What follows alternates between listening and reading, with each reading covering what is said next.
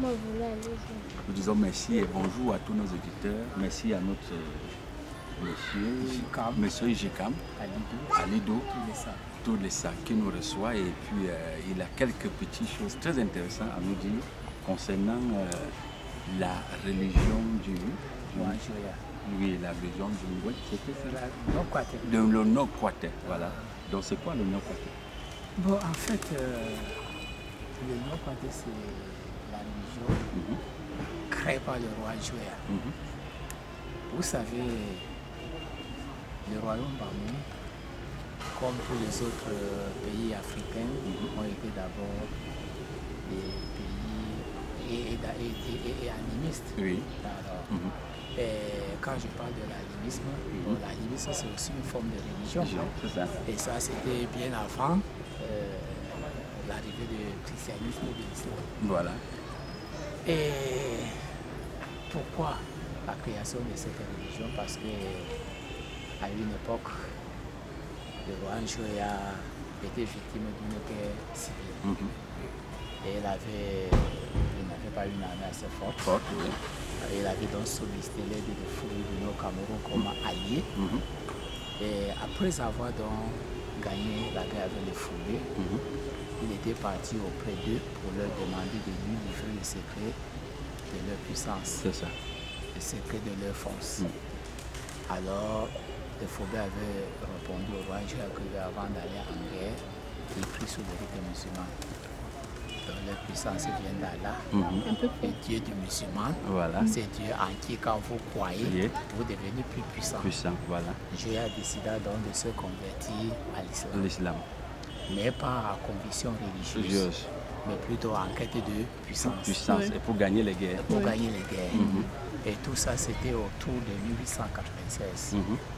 Alors, 6 ans plus tard, les premiers Allemands débarquent dans la région Bamou. Et c'est le moment où le roi Njoya s'est préparé pour une expédition guerrière contre le peuple Sodo-Kumbo dans la région du Nord-Ouest. Mais les Fouillés étant rentrés chez eux, le roi Njoya avait sollicité cette fois-ci l'aide des Allemands. Je vois. Donc ça veut dire que le Nord-Kwater, c'est une religion fondée sur trois religions, ou alors sur 3 principes culturels, c'est-à-dire l'islam, le christianisme et l'animisme.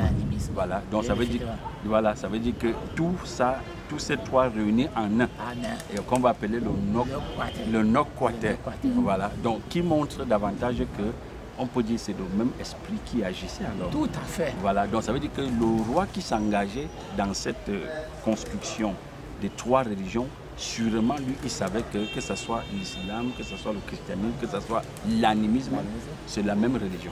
Ou alors c'est le même esprit. Alors c'est le même esprit. C'est le même esprit. Et puis c'est donc il voulait coaliser les forces. Voilà, il voulait coaliser les forces. Oui, parce que comme je vous disais, alors les Allemands ayant donc débarqué dans la région, c'est le moment où il s'est préparé pour une expédition guerrière contre le peuple Sodo-Kumbo. C'est ça. Dans la région du Nord-Ouest. Alors, les Fouillés étant rentrés chez eux, le roi Njoya avait sollicité cette fois-ci l'aide des Allemands. Les Allemands. Oui. Et au cours de la bataille avec le Sodo-Kumbo, il avait trouvé que les Allemands étaient encore plus puissants que les Fouillés. Et il va encore près d'eux pour leur demander de lui livrer le secret. De quoi? Du christianisme maintenant? Bon, alors, le secret donc de la religion de ces Allemands. Voilà. Alors, quand ils étaient donc des chrétiens, le roi avait compris que le Dieu des chrétiens était un Dieu plus puissant que le Dieu des musulmans. C'est ça. Alors là, il abandonne la religion musulmane pour devenir chrétien. Pour devenir chrétien. Oui. Ça alors. Et quelques années de messe dans cette religion chrétienne, il voulait donc recevoir le baptême. Mais ce n'était pas possible. Parce qu'il était polygame. Et il voulait quel genre de baptême? Par immersion ou par aspersion? Bon, que ce soit par immersion ou aspersion. Lui voulait le baptême. Mais toujours à but de quête de pouvoir. Pas par conviction. C'est ça. Donc ça veut dire qu'on peut aller vers Dieu, pas parce qu'on a une conviction, mais parce qu'on veut que Dieu nous donne quelque chose. C'est ça. Ouais. Mais en ce moment, on fait de Dieu le moyen pour atteindre son but. Bien évidemment. Et alors, donc, comme il était polygame, alors c'était pas possible. Parce qu'il avait 681 femmes. C'est pas vrai, 681 femmes. Il fallait donc pour le pasteur que le roi Joël puisse répudier 680 femmes pour les garder qu'une seule femme avant d'être baptisé. baptisée. Le pasteur avait répondu au roi que là, c'est pas possible. C'est le pasteur qui répond au roi. Oui, que le mariage ne peut pas vous baptiser avec toutes ces femmes-là. 681 femmes. Alors, Dieu a dit, bon, si c'est ainsi, vous restez donc avec votre religion. Et vous pensez que si Jésus-Christ descendait du ciel, aurait-il refusé de me baptiser avec ces femmes, vous répondrez devant Jésus le jour-là. C'est ça. Alors, vous restez donc avec votre religion. Lui, il abandonne la religion chrétienne. Et il devient quoi maintenant? Il revient encore dans la religion musulmane qui a accepté la polygamie. Ah, ok. Mais malheureusement, quand il revient dans la religion musulmane, on lui dit, je attends, l'alcool, le tabac ne sont pas autorisés. J'ai dit, mais tiens, que trop de religions. Religion musulmane, problème. Religion chrétienne, problème. À partir d'aujourd'hui, moi, je suis ni musulman, ni chrétien. Et il est quoi? Alors là, il réfléchit, il était même un peu embarrassé. Quelle religion maintenant pratiquée? Et ça, c'était au début du XXe siècle. Alors, les années 1900, après la Première Guerre mondiale, quand le roi Joël avait appris que les Allemands étaient vaincus pendant cette guerre contre les Français, les Français donc plus puissants, il fallait que Joël aille auprès des Français pour se ressourcer du secret de leur puissance. Alors les Allemands étant vaincus, ils devaient quitter donc le royaume. Voilà les Français qui s'installent. Joël poursuit sa recherche. Auprès des Français, Joël trouve que pendant la Première Guerre mondiale, ces Français avaient des alliés asiatiques qui étaient des musulmans.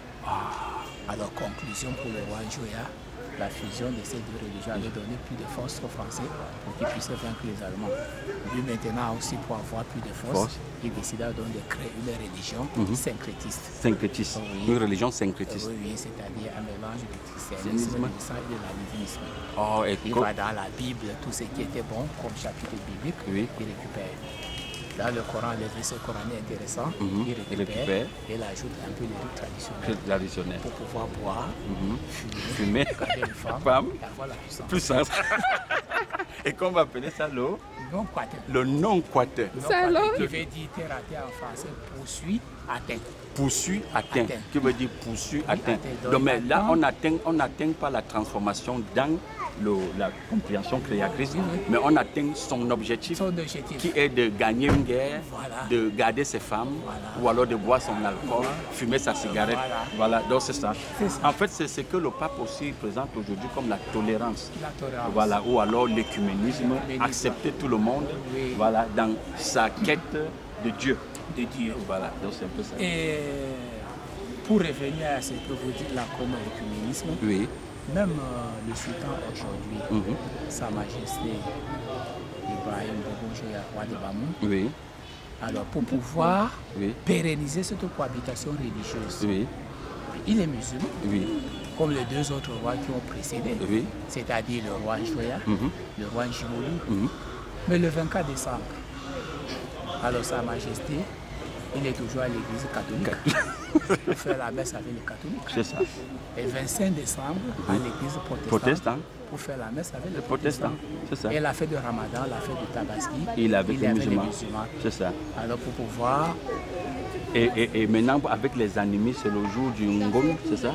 Bon, alors, quand vous parlez de l'animisme avec le jour d'Ongon, je ne vais pas dire oui, parce que la fête d'Ongon, c'est une fête traditionnelle. Mais c'est ce que j'ai dit.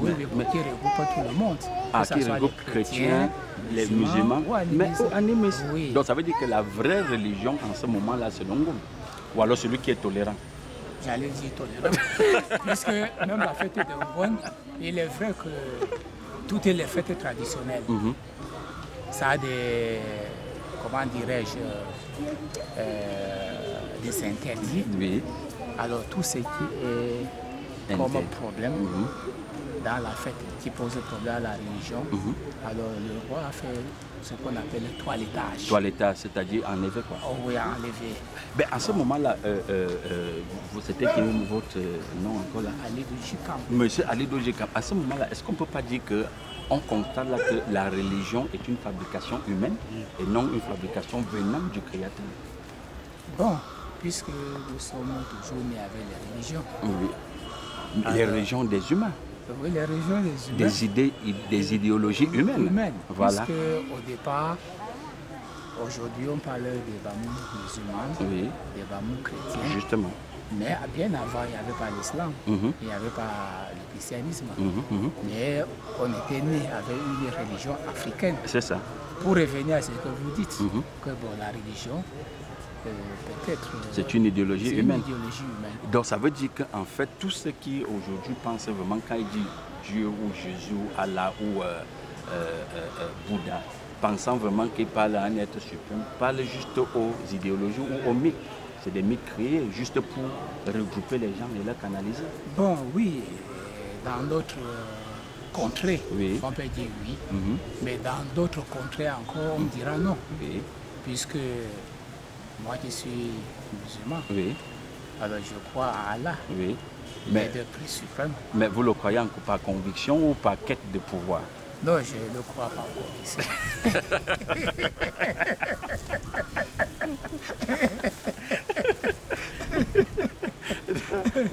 Bon, et toute religion doit converger à, comment dirais-je, c'est-à-dire à un but commun, Oui, un but commun. c'est-à-dire aimer son prochain Mhm. comme soi-même. Oui, mais c'est ce que même Barack Obama le disait, que c'est ce qu'on retrouve dans tous les livres sacrés, surtout dans la Bible. Aimer son prochain comme soi-même. Mais on s'en rend compte aujourd'hui qu'on n'arrive pas à aimer son prochain comme soi-même. Le problème, c'est quoi? Bon, le problème aujourd'hui, c'est le problème de compréhension. De compréhension. Oui, Mais, parce que ce soit dans le christianisme mhm, ou l'islam, mhm, alors beaucoup se sont déjà hissés au rang de Dieu. Pour dire que la religion que moi j'ai fait, fait, alors je suis déjà bien positionné Positionné. pour retrouver le paradis. c'est ça. Mais ce qui n'est pas ça. Mhm, Parce que tout ce que nous faisons dans ce monde ici-bas, mhm, c'est à la quête de ce monde, comment dirais-je, ce paradis. mhm, Alors, ce monde de bien-être. c'est ça. Mais personne ne sait. Ah bon? Donc ça Oui. veut dire que pour vous, le paradis est ici sur Terre? Ou Bon. alors dans notre espace géographique? Bon, non pas que dans l'espace géographique, mais c'est l'au-delà. C'est au-delà. Oui, c'est l'au-delà. Mhm. Mais comment? Mais Alors- monsieur, si le paradis peut être au-delà, ça veut dire que la conception, comme je le disais, la religion était une idéologie humaine, serait une idéologie humaine. Parce que si le paradis existait, ça veut dire que ça vient d'un être suprême. Mais pourtant, on voit tout à l'heure là que la religion, c'est une idéologie humaine. Ce Non, sont, non, des, bon, ce quand sont des je- mythes. Non, non, pas que mythe en tant que tel. Donc, si je vous parle de l'islam, Oui. qui est ma religion, alors l'islam, c'est quoi? C'est une religion, soumission et obéissance, Oui. et qui est à l'être suprême. Et le révélateur de la religion, c'est qui? C'est le prophète Mohammed. Mhm. Ça, on le sait. Oui, vous le connaissez, vous le savez. Ben oui, disons, on a entendu parler de lui Bon. beaucoup à l'école. Et Alors, voilà. Alors quand on dit que c'est une révélation, ça veut dire qu'il a eu alors cette révélation pour pouvoir transmettre au peuple ici-bas sur terre. Et voilà. Alors si c'est une révélation, ça veut dire que lui-même, il reçoit un message différent et qu'il est en train de propager comme on lui demande de le faire. D'accord. Ah, ah. Si je vous posais une dernière question, comme vous êtes quelqu'un de très occupé, les gens vous attendent. Si je vous posais une dernière question, est-ce que vous pensez que vous irez au paradis? Bon, comme disait qui là, il y a un chanteur là qui dit que tout le monde veut aller au paradis, mais personne ne veut mourir. Personne ne veut mourir. Ouais. Donc vous ne voulez pas mourir, mais vous pensez quand même qu'on va aller au paradis. Bien sûr. D'accord. Merci. Merci, on dit merci à notre ami Oui. qui nous a beaucoup accueillis. Nous sommes on rappelle que nous sommes à Fumban, dans le palais du sultan, voilà, et le palais du roi Bamoun, Bamoun. voilà, le palais des rois Bamoun, voilà, et nous avons été accueillis par notre ami, monsieur Djikam Toussa Alido, et nous lui disons merci pour tout ce qu'il nous a présenté. On a vu beaucoup de bonnes choses. On a vu toute la dynastie jusqu'au 19e roi actuel qui est là. Et c'est très édifiant. Et merci à tout le monde et à la prochaine. Vous remercie. Merci.